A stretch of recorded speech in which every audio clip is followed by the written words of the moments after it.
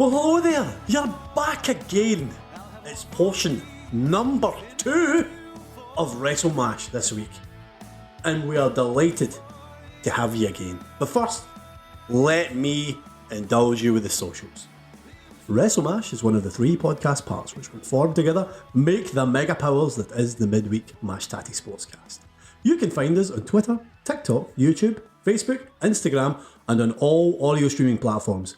Like what you're listening to, like, share, subscribe, and don't forget to leave us 5 stars, baby! Boom!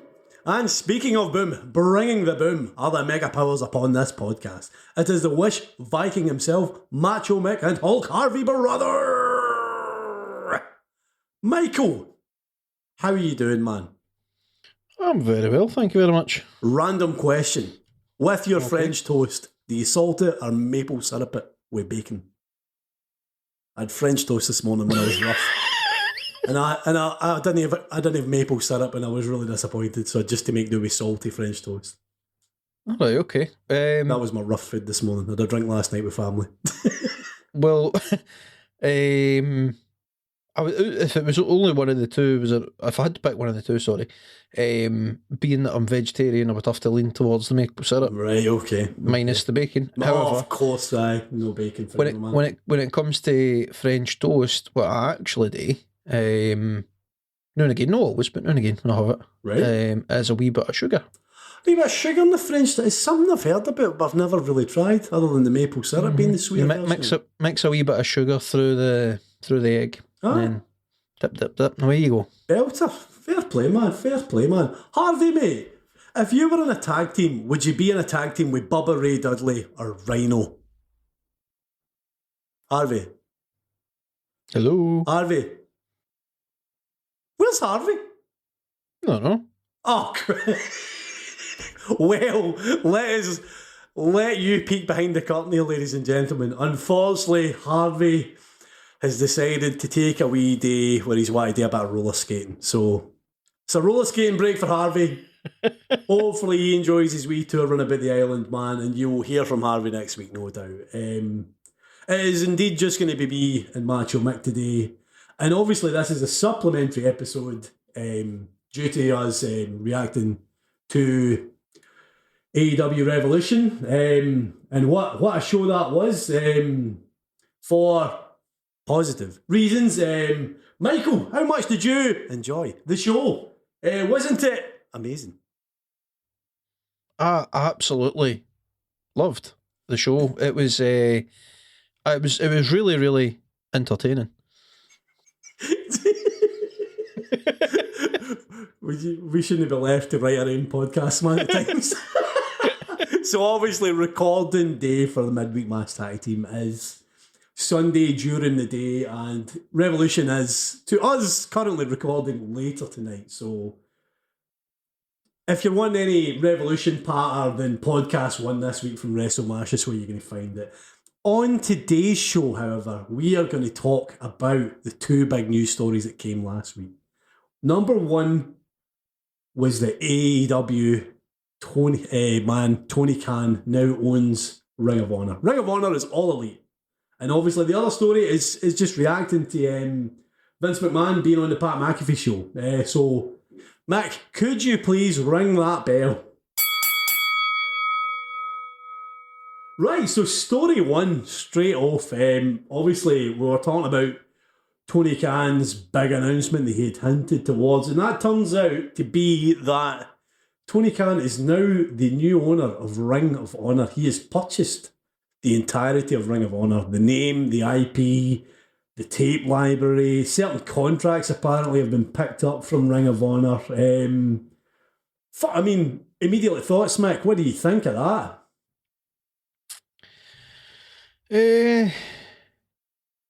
Great news, I think, would be my instant reaction. There's obviously been a worry for some time now that Ring of Honor was going to go away, basically, due to them really suffering through the pandemic, which would be, if Ring of Honor went away, that would be a sad day for independent wrestling.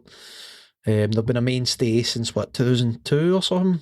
That's now just about 20 years Ring of Honor have existed. in some form, whether as just a wee tiny indie or as at one point the kind of main alternative to WWE in American wrestling. I mean, I will list out some Ring of Honor alumni for you here. I mean, obviously you'll see in WWE TV Kevin Owens, Damian Priest, former Intercontinental Champion there for a while, Sami Zayn's best friend El Generico, Seth Rollins, Cesaro, obviously now released, and Claudio Castagnoli again. AEW side, you've got the likes of Bryan Danielson, CM Punk, Brody Lee, Christopher Daniels, Cody Rhodes, Young Bucks, Hangman Page, Frankie Kazarian, Scorpio Sky. They've all, Keith Lee as well, like they've all been through Ring of Honor at some point in their career. Like, it is a massively important part of wrestling in the kind of recent history in America. Like, they have been a massive part of wrestling. So it's good to see that this Honor Club now kind of has a home with AEW, like their tape library and so on and so forth. I mean, I think what we're probably going to do for the next kind of 10 minutes, Mick, is speculate as to where Ring of Honor now go as a part of AEW, where we see it happening. Apparently, they're going to do Final Battle in April, their kind of relaunch show, right, in which they will launch with a new logo and perhaps a plan of where they're going. Apparently, TV is going to be recorded as well. However, they no longer have their contract with Sinclair, which was the previous owner. Okay. So that's they're not going to be able to show it on Sinclair. So I think now behind the scenes they're kind of looking at where they put the TV, whether it goes in one of kind of HBO, Turner's kind of. I mean, I don't have American TV. I don't know what channels are over there, but I think that's what they're looking at towards now. Where do you see it going, and where would you like to see it go?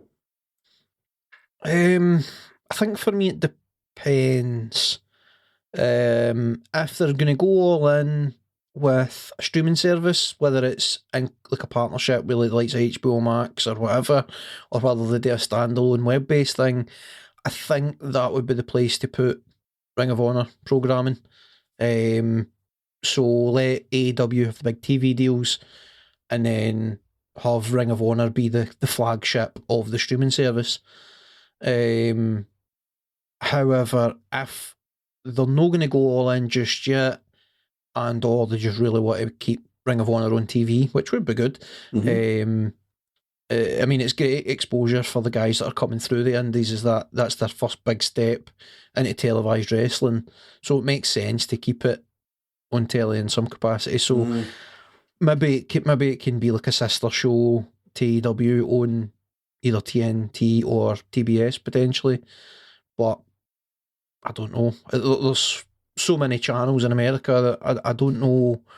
I have no idea where the best fit would be for them. Exactly, man. Like it is. It's a massive country with a massive audience. Another headache's when do you put them on? Like what time slot? What day? How do you work that out? I mean, you've got Raw Monday, you've got SmackDown Friday, you've got Impact are on Thursdays, AEW's on Wednesdays, obviously Rampage are on Friday too. I actually, and I'll point to this, I spoke to you about this during the week, and this was from Tommy Dreamer on Busted Open Radio. I loved his kind of fantasy booking, if you will, kind of take of it, which was get it on Tuesdays to run against NXT. That's interesting. run it as a counter programming exercise against NXT, if you can, somewhere, and send them the likes of Keith Lee, Adam Cole, Andrade back. All of these guys that were ex-NXT mainstays and stars, like, run it against them. Basically make it like a mirrorverse version of NXT. Essentially run it as NXT without the brand name, but under Ring of Honor. I mean, I like it would be very petty and very WWE. It would be in poor taste to go about it that way. It would be a very WWE thing to do. It would be a very WWE take on it. I'm no mad at the idea of putting them in a Tuesday, pitting them against NXT. I'm no mad at that. But Do you know what I would like to see them do, actually? I would like to see them pair up AEW Dark and Dark Elevation with Ring of Honor. Yes. So that AEW put on 2 shows per week. They do, like, in terms of a live event. So they do a show that has the tapings of live broadcast of Dynamite and then taping of Rampage. Mm-hmm. And then they put on another live event somewhere else that has the tapings of Dark, then Dark Elevation, and then Ring of Honor. Ring of Honor would be the main show. Whether or not Ring of Honor goes out live or it's pre-recorded, no idea. I suppose it would depend on the TV deal more than anything else. I think for cost effectiveness, it would probably need to be pre-recorded as opposed to live. Like, I think so. I don't think they would have enough audience. To consistently do live. But I think that's where I'd like to see them do it. Because presumably Ring of Honor, they would be putting it on in smaller venues and stuff like that. So it would suit Dark and Dark Elevation a bit more than having them be in like in a converted TV studio or in a half-empty arena or whatever, you know what I mean? So I think that would be a better pairing. You wonder if they utilise the Impact Zone that they shoot certain episodes of Dark in for there's Ring of Honor. There's no reason they couldn't do that as like an initial run. It's a very controlled environment for them. They can find their feet with it, see what they want to do with it. But I think because Ring of Honor is such a mainstay in the indies, it needs to be on the road. There needs to be a kind of a crowd that's able to come see it as opposed to whoever's went in the Universal Studios that day. Sort of thing. I mean, for the solely the kind of the history of Ring of Honor, I think I would agree with what you're saying there. Certainly, is that it shouldn't be taken away from Ring of Honor kind of fans, and that it shouldn't be just a studio this and the Universal Studios kind of thing. Like, it's interesting with it. You wonder what they do with it. I mean, the original NXT, which was on the WWE network, was probably the best version of NXT. Like, it was an hour of TV every week, pre-recorded. There was no pressure on it. Like, it's taking NXT to 2 hours has killed NXT. Obviously the original iteration of NXT was killed by AEW, and now you've got this NXT 2.0 sort of thing. Like, I think that's merely a correlation than a causation. I think it'd be a fairer statement to say that trying to change NXT and pit it against AEW is what killed NXT. Trying to make it a pawn and their TV ratings war. I don't know that it's fair to say simply changing the time slot, and moving it to a 2 hour show was necessarily the cause. I think there would have been a way for them to make it 2 hours, but you lose. I mean, if you look at Rampage compared to Dynamite, back to AEW, Rampage is such a fast-paced, punchy show compared to Dynamite. Dynamite is nothing compared to like a 3 hour Raw or something like that. You know what I mean? There's a lot of good fast-paced content in Dynamite, but it's much more. There's more room for promos, more room for ad breaks. Everything's padded, and it's a fuller show. Whereas Rampage is just match. Go from the start. Like, I mean, if it was me, I would imagine Ring of Honor goes like something like that, like an hour of your younger stars, like your tomorrow's stars. I genuinely think they wouldn't be doing it wrong by modelling on the original NXT, like the original 1 hour NXT.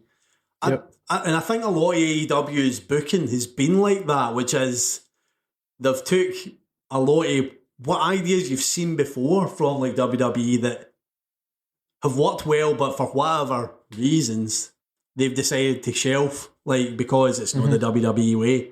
Like a lot of what they've done has been improving in what's out there and allowing what worked to work without any sort of need to put their sort of spin on it, if you know what I mean. Like what you see with a lot of WWE things, like they have to have their version of it as opposed to letting it just be what it is. So, I mean, it's God knows where it goes. Like it is, it's an interesting time for wrestling.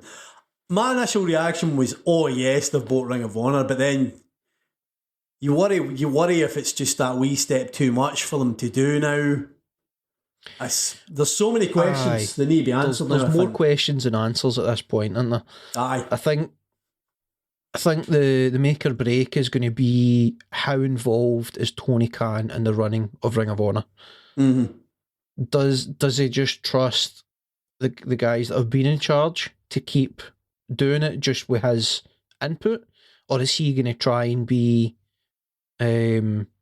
overseeing and booking both shows, which has the potential for a massive headache? Oh, I mean, that's what you see with Vince McMahon, I think, is that he's that thinly spread across everything that everything suffers because of it, potentially. Yeah.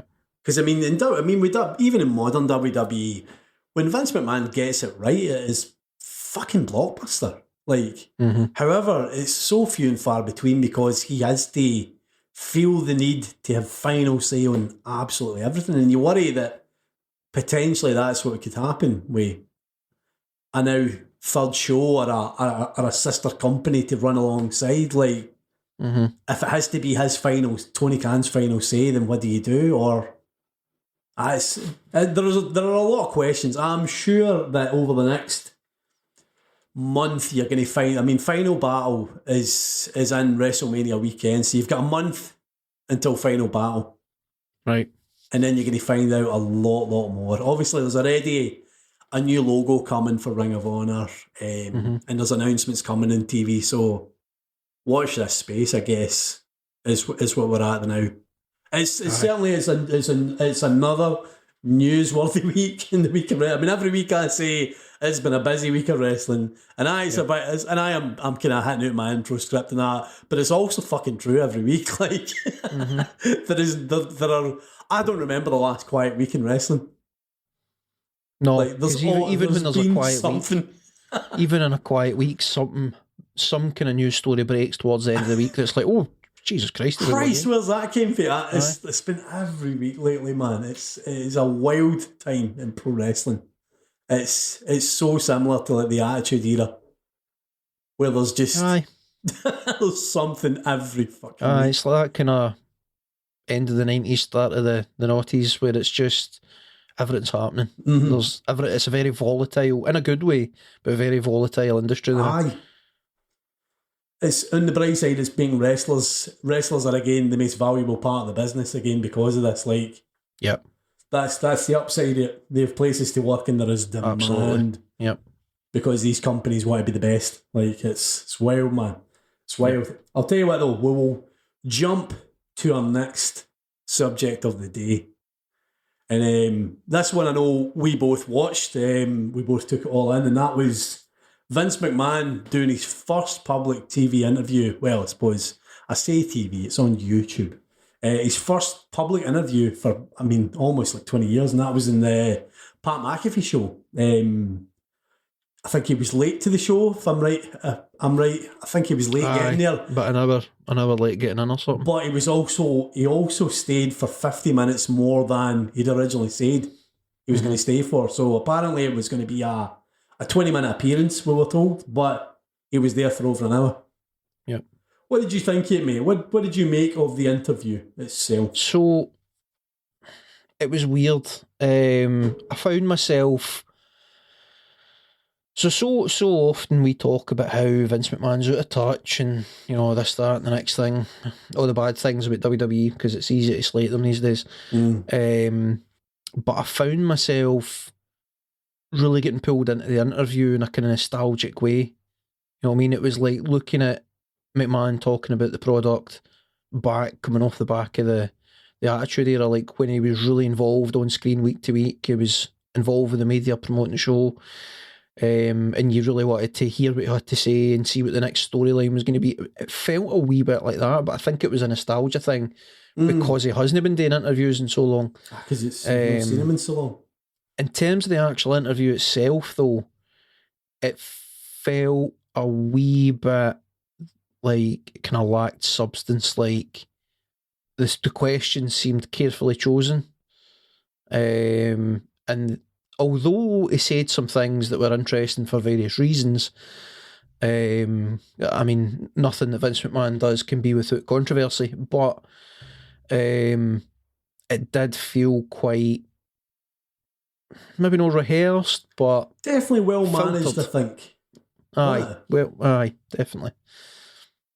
I would imagine there's been final refusal in the subjects talked about. Aye, yeah. Like, given to Vince, like, can we ask this? Whether you want to talk about this? How should we avoid this? So on and so forth. Yeah. But I mean, I know what you mean. It was weird. It felt more natural than I expected it to, but I still got the air of this has been carefully plotted out, like where they were going in and all that. I mean, one thing I will say about it is I felt like it gave you an insight into the mindset of why this guy behaves the way he does as far as with regards to competition. Like, he was talking about how in the 80s, when he was trying to kind of expand how he received weekly death threats from competitors from rival companies. He also referenced a conversation that he had with Jim Ross about it back in the day. Jim Ross, in fact, didn't tell him about this until he'd worked with him for years. In fact, I think it was during the Attitude Era, Jim Ross brought this up, and this was JR going to the toilet, and in walked two kind of prominent kind of territory guys for back in the day. And both of them are talking about, I know a guy who can off him, I can get in touch with this guy, boom, he's done. That's all we need to do and all this. And of course, Jim Ross is thinking, I might be an accessory to murder here. I can't fucking be here. Aye. So he's trying to lift his feet carefully up for under so that if they look under a toilet stall, they can't see that he's in there. Yep. But in doing this, he drops a shite through just fear.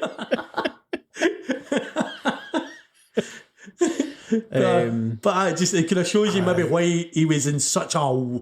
It always appears like he's in such a war mentality. Like, he can't have competition because he remembers how fucking wild it was when he was in a war. Like, you have to bear in mind that he very much comes for the Carney days.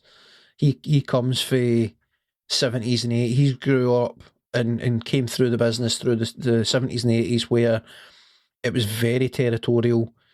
It was very almost lawless. Like, I mean, like he's talking about like when he's trying to expand and basically move away for this kind of territorial business model, there was legitimately death threats. Like he was fully expecting to have somebody try and kill him on a weekly basis.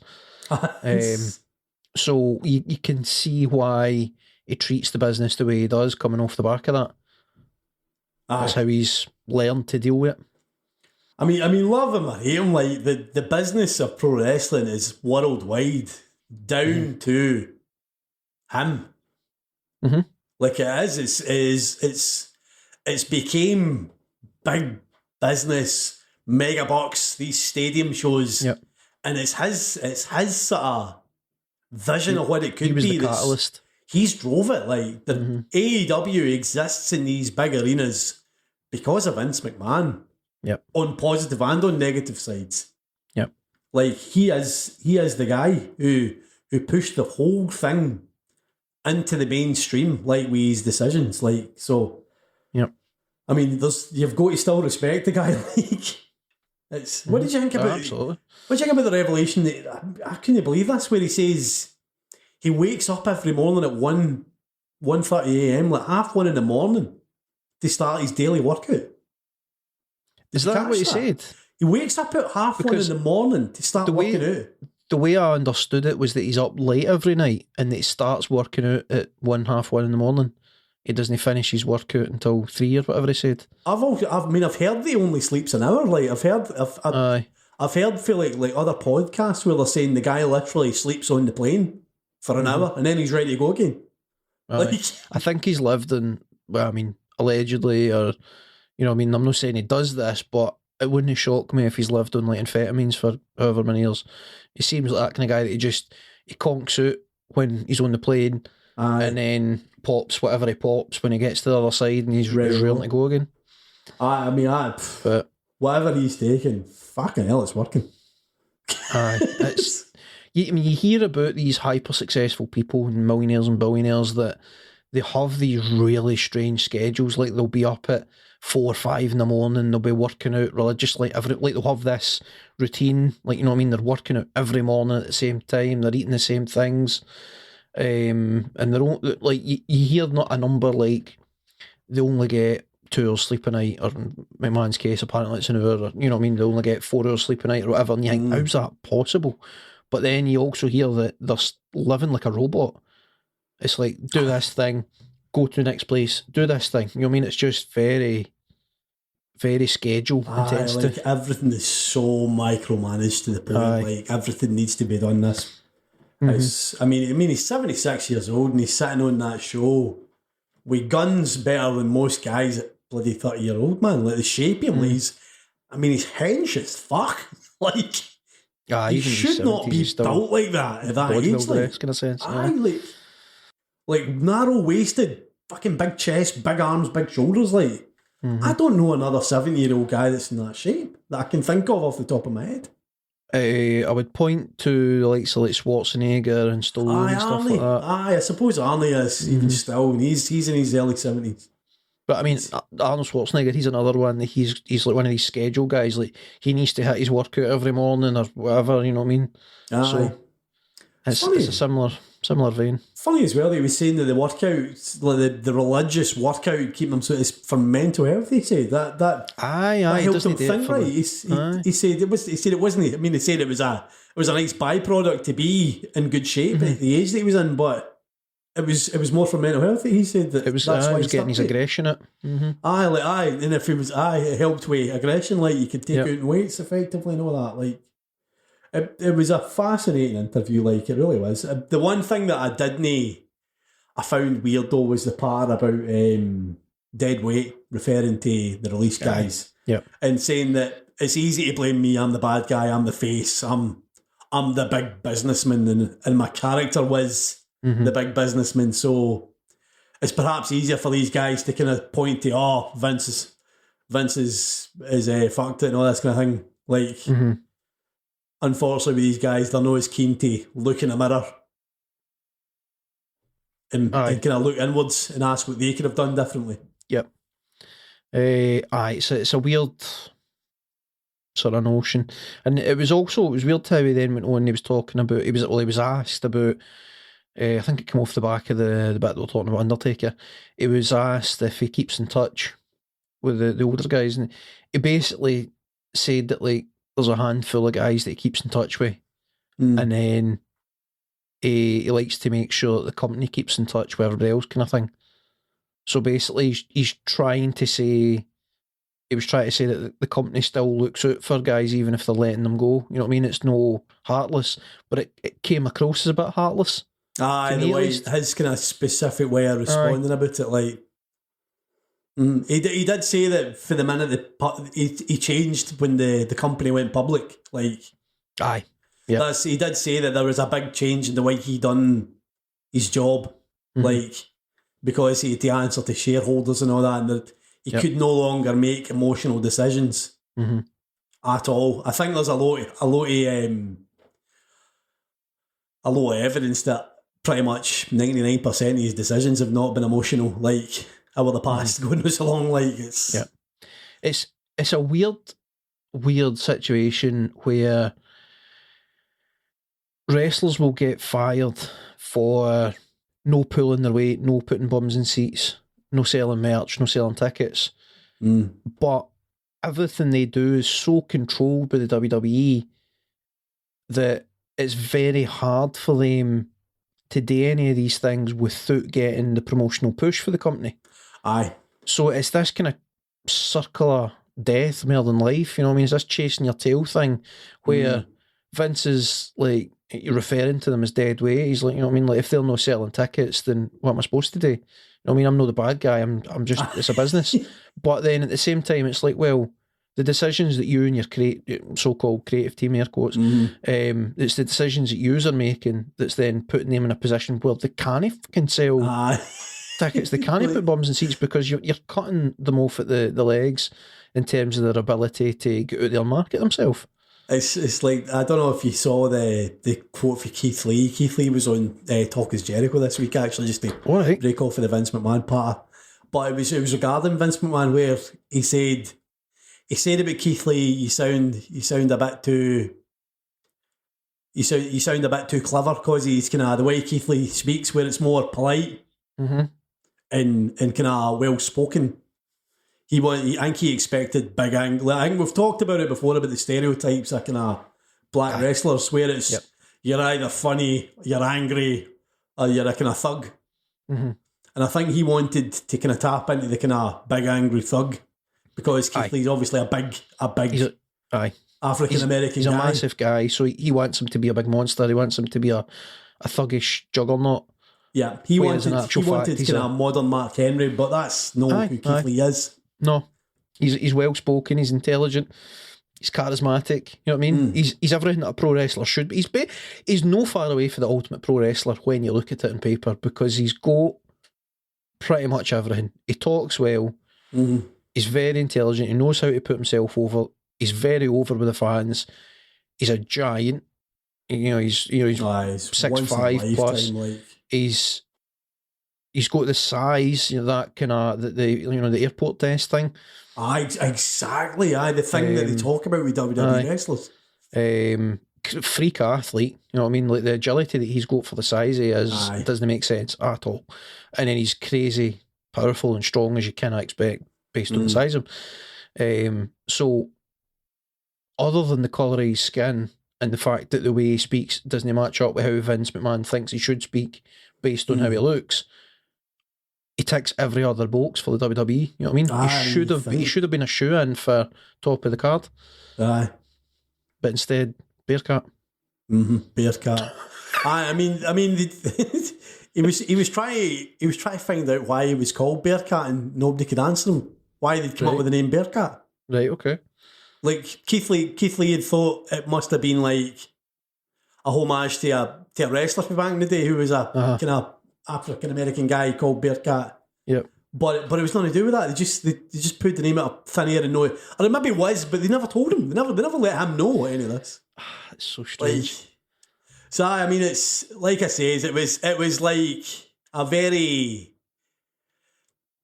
It was an interview with an agenda behind it, I think, is the best way to describe it for me. Like, certain bits of it were cool to see this guy with his defences down and talking about stuff, but a lot of it seemed very towards portraying, like, he's just a guy, he's just a cool old guy. Like, here's a question right off the back of that notion. Do you think the interview was done in response to Tony Khan being active on Twitter, being constantly on podcasts and stuff like that, very keen to be doing interviews and promoting AEW? I think Tony Khan's definitely changed it in a lot of ways, because he's younger. He's grew up in an age where social media is. He's been a kid during the kind of kick-off of social media and all that. Like, I mean, Tony Khan's, what is he, 37, 38? So he's only a couple of years older than me, so he is. So he's grew up with social media becoming a thing and all that. So he's more savvy and he's more comfortable. Yep. Kind of partaking in that. And obviously, Tony Khan's big thing since he started AEW has been to be approachable and as transparent as possible with his decision making. Sometimes it's backfired on him. The Swole thing, he took a lot of flack for being as forthcoming with it, and he immediately told the world with using Twitter why he'd made this decision, like, for better or for worse. He did it, but you're going to get a comment with him, whereas Vince McMahon he's almost leaned into his wrestler persona, like, that he's the big comic book villain, like, you never hear from him.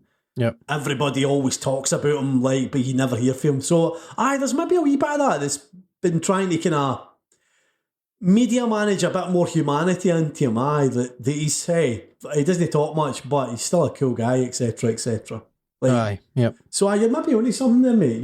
You're maybe no far off the mark there. Where last question off the back of the interview: what do you think of, for one, Pat McAfee being included in WrestleMania in terms of in ring, but then to the way that Vince kind of flung it out there. I think that in was the probably interview. the fakest part of the interview. Aye. I think that came across as incredibly fake. I've got something to ask you. Oh, what is it, boss? Like, I thought the acting was akin to something out of Raw. Like,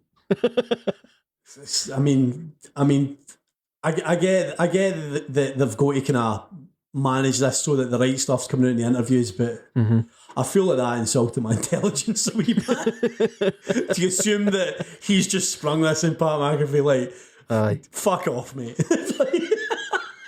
Just fuck off and don't make me laugh. To me, it seemed like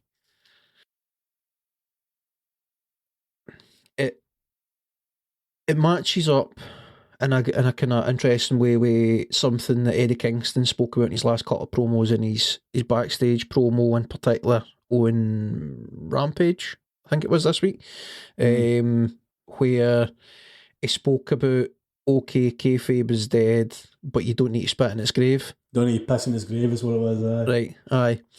So I wonder if this is Vince's way of acknowledging that, okay, right, kayfabe is dead, everybody knows what's going on because of the internet, so let's give them something, you know what I mean? Let's break kayfabe a wee bit. So he's offered this match and be like, we'll find something for you today. That's his way of showing what happens behind the scenes, but they did it in a very naff way. It did come, but then it's kind of company kind of policy to insult your intelligence in WWE. It really seems to be like they treat you as if they treat everybody as if they're casual fans. Like everybody's a casual fan in their eyes, so they've got to ram it as simply as possible down your throat. Yeah, they can't have an assumption that you know what you think. You're connected to this, or you're a mark, as it were. Like, they've got to assume that I think that has been their policy for a long time. Certainly in the PG era, like, it's been assume this is a casual. Aye, through the PG era, they've really moved away from long term booking. It's something that's going to disappear. The only long term stuff you get now is the road to WrestleMania. Everything else is very much kind of week to week and take you by the hand. One feud is managed long term. They work with one marquee feud. Yep. Brock Lesnar versus Roman Reigns is the one marquee feud. Yep. Everything else is we'll just date the new just to see if you can be trusted higher up the card. Like, everything's just short term, and I think that's just the way they work. Unfortunately, they assume that everybody, if they're going to attract casuals, they can't make it too complicated. They can't be too wrestling, as it were. Like, that's obviously the company way. I mean, some fans love it. That's fair enough. Like, I've said, as I've said before, like, you can enjoy WWE if you want. Aye. Totally fine by me. Not for me, unfortunately, as a wrestling fan. But I'll tell you what, Mac, we have fast ran out of time in this shortened WrestleMash episode today. So we have, obviously, if you want to find out some more, check socials, check all the episodes. We have a full catalogue of WrestleMashes. WrestleMashes? Is that how you say that? Fuck knows. We have a full catalogue of episodes of WrestleMash, Combat Spuds, Weekly Mix and Mash. We have so much for you guys to check out back in the old Spotify and iTunes and so on and so forth. So any comments in today's episode from anybody, let us know. We'll happily talk to you. It's not something that usually happens though, so I want to hold my breath. But I have been Paul. That there has been Macho Mick. Harvey, I hope the roller skating's gone well, my man. He's probably doing the kind of the squiggly leg thing right now, I would imagine. Getting it done. Expect that soon on YouTube. But we are out of here for now, guys. Bye-bye, driver. Bye, driver.